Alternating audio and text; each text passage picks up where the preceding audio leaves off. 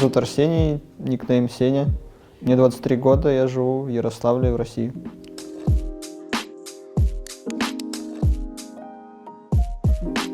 Они постоянно происходят, потому что меня постоянно сравнивают с другим Сеней. Поэтому, я не знаю, это будет бесконечно продолжаться, я думаю. Нет, я не притворялся специально. Я, наоборот, стараюсь избегать этих ситуаций, потому что мой никнейм означает просто мое имя, и все. То, что оно также написано, для меня это ничего не значит вообще.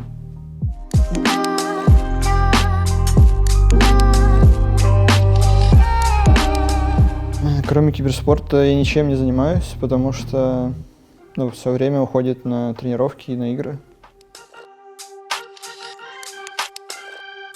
Я никогда не думал об этом вопросе, потому что даже когда закрывались танки, я пошел пробоваться в другую игру, и вот, собственно, я сижу здесь сейчас.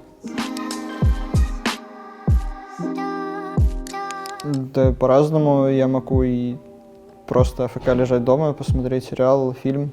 Могу пойти погулять с друзьями. Как, я не знаю, как у всех. Сейчас больше фильмы смотрю. Сериал последний, который смотрел, это «Декстер».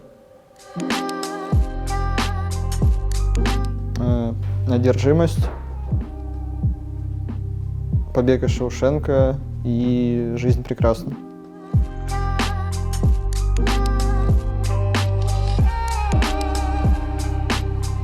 Нету времени, по сути, на них, потому что ты либо в разъездах на ланах, турнирах, либо ты дома просто тоже тренируешься с командой.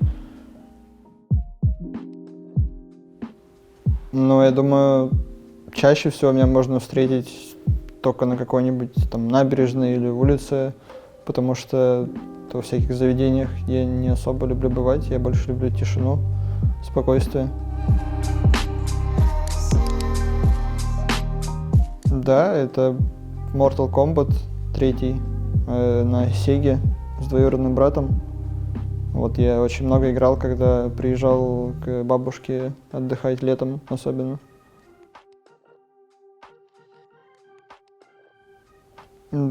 Была мысль, но не думал прям серьезно об этом, потому что там намного сложнее это сделать. А PUBG только становилась как дисциплина в тот момент, и здесь было легче чего-то добиться.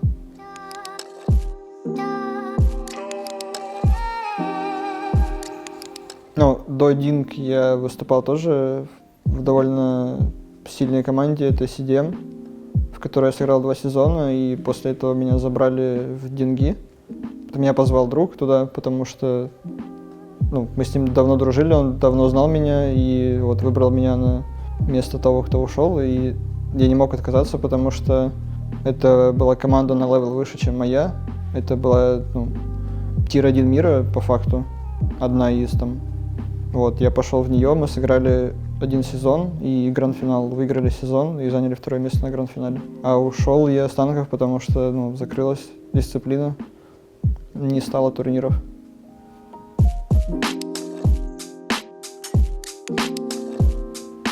Я никогда не играл до этого в Battle Royale. Не знаю, особо вариантов других и не было, больших каких-то. Dota я вообще, в принципе, не заходил в нее ни разу. В CS были мысли, но там намного сложнее это сделать, а PUBG, я же говорю, вот опять же из-за того, что она только становилась как дисциплина, и почему-то начало получаться сначала, когда я пробовал играть, и вот решил продолжить, чего-то добиться здесь. Когда как времени, потому что у меня нет никакого расписания. Просто если есть желание, я могу включить стрим. А тренировкам, это от каждого уже по-разному, кому как.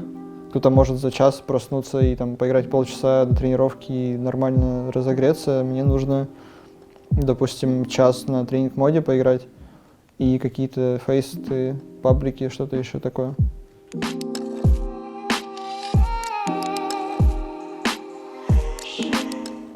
Когда у меня был такой компьютер, я еще не хотел профессионально играть в эту игру и больше играл просто по фану, друзьями. И тогда, да, могли быть такие проблемы, что я не мог там полутаться первые 2 минуты или 3. И, ну, не знаю, мне как-то не было от этого очень плохо, или как-то я не расстраивался, я просто тогда не думал о том, что я буду профессионально играть в эту игру. А когда время пришло к тому, что закрылись танки, и я решил пойти в PUBG, я уже чуть-чуть обновил компьютер, и таких проблем не было.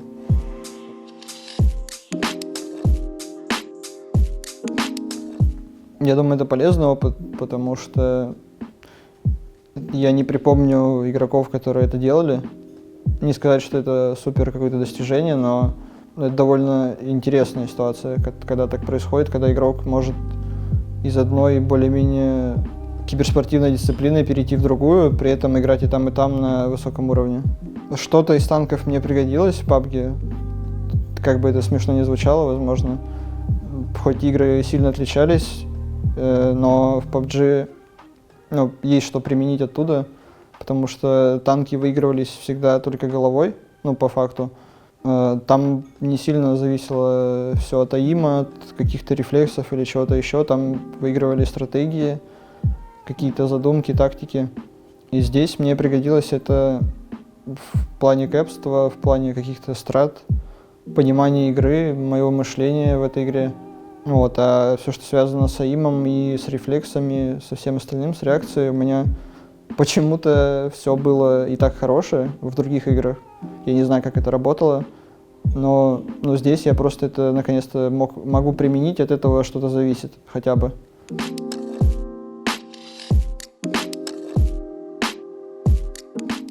Но нам нужен был этот опыт именно официальных игр, потому что ни праки, ни фейсы тебе не дадут вот этого материала, который есть на официалках, потому что команды играют там по-разному, на праках и на официалках. Соответственно, мы сыграли максимальное количество игр, группу А и финальную группу, получили этот материал и можем над ним работать, что-то понять хотя бы с этого, в какой мы форме, что мы можем, что не можем, что понимаем, что не понимаем. От этого будем дальше работать.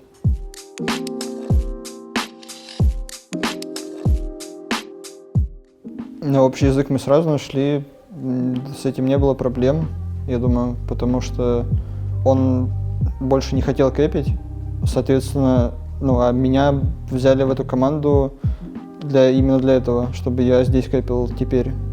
Соответственно, тут больше проблема в том, чтобы люди поняли, что я от них хочу, и чтобы Вадим мог перестроиться с капитана на игрока, потому что это тоже не все люди понимают.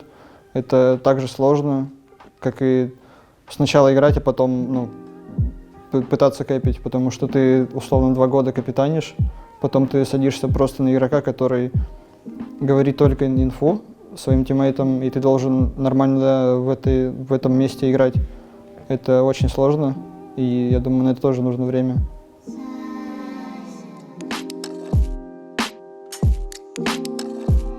Уверенность в себе, умение быстро принять решение в критической ситуации и понимание в игре, я думаю. Если мы сейчас не топ-1 команда мира, и моя старая команда не топ-1 команда мира, значит, я не всем обладаю. Я думаю, я недостаточно уверен в себе в каких-то моментах, и в каких-то моментах я могу принять хоть и правильное решение, но очень медленно, и это будет в минус команде. Я не особо активно стримлю, но сам могу, много стримов посмотреть или ютуба. Но с Твича сложно кого-то выделить. Я думаю, это просто любой европейский игрок. Там условный Вард, Джимс, Фосфейс, и любой другой.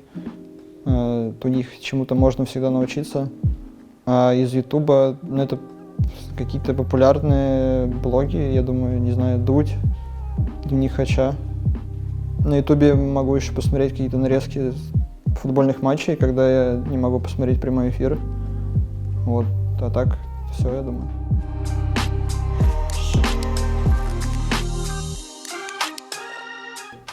Нет, не слышал. Как тебе эта затея? Интересно, но я не знаю, как он это будет делать. Сам бы захотел поучаствовать? Если будет инвайт.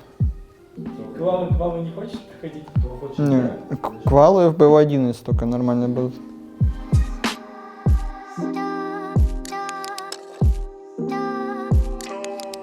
Я не менял цели, я хочу играть в лучшей команде мира и хочу доделать то, что я не доделал в прошлой игре. Тогда я занял 2-е место на гранд-финале, на чемпионате мира по факту. Сейчас я хочу выиграть его.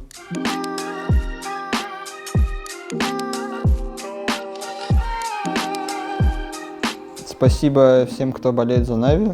Кто не болеет за Нави, болейте за Нави. Стрим-снайперы, не стрим-снайпте. А так все, я думаю.